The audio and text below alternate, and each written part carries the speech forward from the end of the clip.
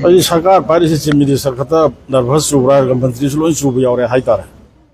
democracy की पीरिबा piggy चना कांगलोंदा करीगुंबा demand और नत्रगी इशूमा डेबेट तौबदा सरकार पाइरिबा नंबर के मसिंग याम मिसिंगदुना थवोइन बदु इनिशिएट तौबिरक्त्रगदी वर्क आउट तौबा हाइबसे याम लेमबा हाइताय अदु अखोइना provision Constitution na piriba provision ki manung do da khoina wago to do moina suyam na pendri se karingino e haibum khangdi ai tare democracy se munna khangba miyoi sing oiram bagadi khoina walk out to bugi maram se koyam ikai ni hai nei samai thamse yam haining de moi tang da self leader na budi habe thambi gre de bo sai political minus long ni ka ni sim sang so hajan don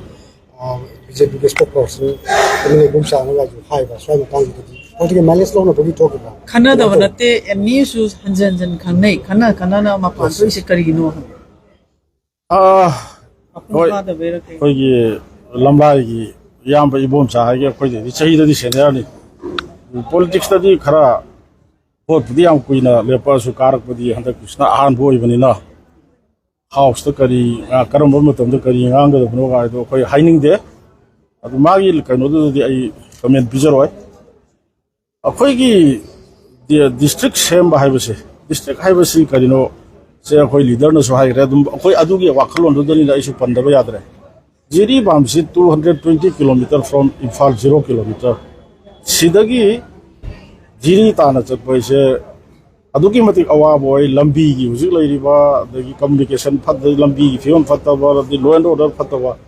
सिगुम मतमदा एनी जिरी द करिबो crime म थोकदा और नत्रगा office के करिबा document म दरकार लेबा कांदा हेडक्वार्टर इम्फाल ईस्ट आना लापा हाइबसे यामना अदुबुनी एडमिनिस्ट्रेटिव कन्वीनियंट ओइदबा हाइरिस अदुगुंबदुना मरम ओइरकांदा चिंगदा खोई से कामजोंदा फेरजोलदा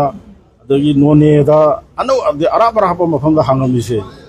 एडमिनिस्ट्रेटिव कन्वीनियंट खुदों चाना बैदमुता हांगिबना मदुदा मयामना दु उबिरोंगनी अदुगुंबा 2016 की अइन निसिंग जबदा दिसंबर की तांग मापन ये अहिंग दा हाइबा टाइम मिडनाइट नि से अखोई कैबिनेट मिफम मन लौगिबसे मदुगी अहिंग सुपा लम लम दुगी प्रजा म्यामना जगोई सागिबा इसै सक्तना चोंगदा थिनदना ईश्वर की मिंगभौ सोनर तौगिबदो हुजिक लैरिबा सरकार सि अयना हान हाउस दा जो हाइजखे इशू सि करिनो होइसे कोड इशू हाइ अमु हाइनी दगी हौरफम अदगी असुम हायगा लैबसे अम्मा मुहाय मसी अखोइगी शासन तौबसि ngमक्तबदगी कोक्सि बेरा लाखदौन ओइन उइ अइना हाइजगे मरमदि यान हाना हाइबसे अखोइगी इंटेलिजेंस फेल ओइरा है तांग अहुमदा 2023 दा थोखरे इंटेलिजेंस फेल ओइ हारे देन अदगी दि मतम खरा लैरगा मु यामना पब्लिक प्लेटफॉर्म दा अखोई मसेन इजन्नबदगी मसी थोकेबनि नत्रदि कसु तोरमोयना मु हाय अदै खरा मुग लैरा मु करी हायरा कांग्रेसना कांगपोपिदा पंचायत चिंगम्बा ग्राम पंचायत चिंगम्बा मरी मदु कांगपोपि एडीसी द पिथोमे अदुगुंबदुना मरम ओइरगा दगी थांजिंग दो थांतिंगना थोलमे अदुना मरम ओइरगा सि लांजे तोरबने मु हाय अदै खरा मुग लैरगा करी हायरा एक्सटर्नल एग्रेशन मपालम की खुद यावरे हाय अदे मु खरा लैरा करी हाय पोपी यानथत उबगी ड्रग थिंगुबगी अदगी फॉरेस्ट रिजर्व लैंड कन्नबु होनरुबगी तोरपनि मु हाय हंदक अमु असेंबली हरपुद्र करी हाय शेड्यूल ट्राइब मैतै द ओन या हायबगी हाई कोर्ट की रिकमेंडेशन तौ हायदरा गवर्नमेंट इंस्ट्रक्शन पिरकपदो मदुगी एगेंस्ट द रैली चपे आया पिरु दै तौने मु हाय ngarang aikoina walk out tawkhro matung ngarang na mu kari haira district hang bese bese masagi akoi political ki khudong chaba tawro mu hang mu haira sidabu nervous chatle hairu di boi maram se leibra ba akoina haijari se lagna bu sunate aseng ba dune ba sigi haurak pham se munna sina de habdu khanga kanda madugi chap chana hidak thara kanda ana balayang burung layang gudobuni ana basi matam chana layang dragadi ana ba kan mangam de habse ai am ngallingai da haigre ba aduna using manipur ki phibam se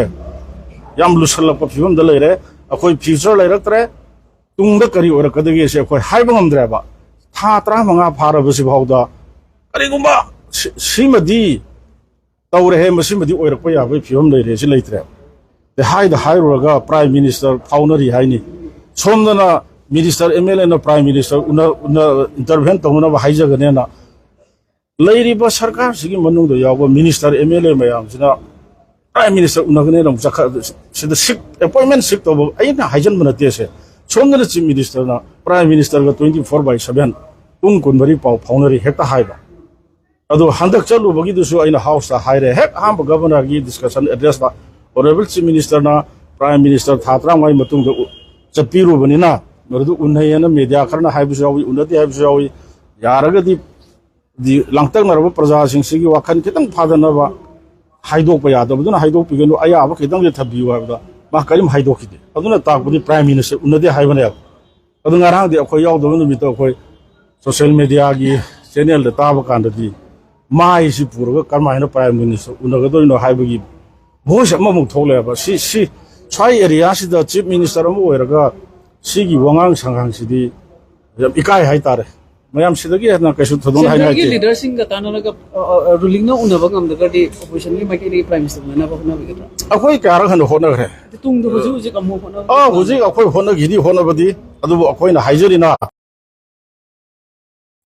council of minister da yari MLA ma phau do pirak traga akhoi do pirak kani ha bise I thaja badi wali adu like park ki state sig interest akhoi try di tawani but tawbu do bu pirak kani ha di asa tawde maram di lairiba government sigi council of minister phau yauna appointment sik tawbu do pirak hi de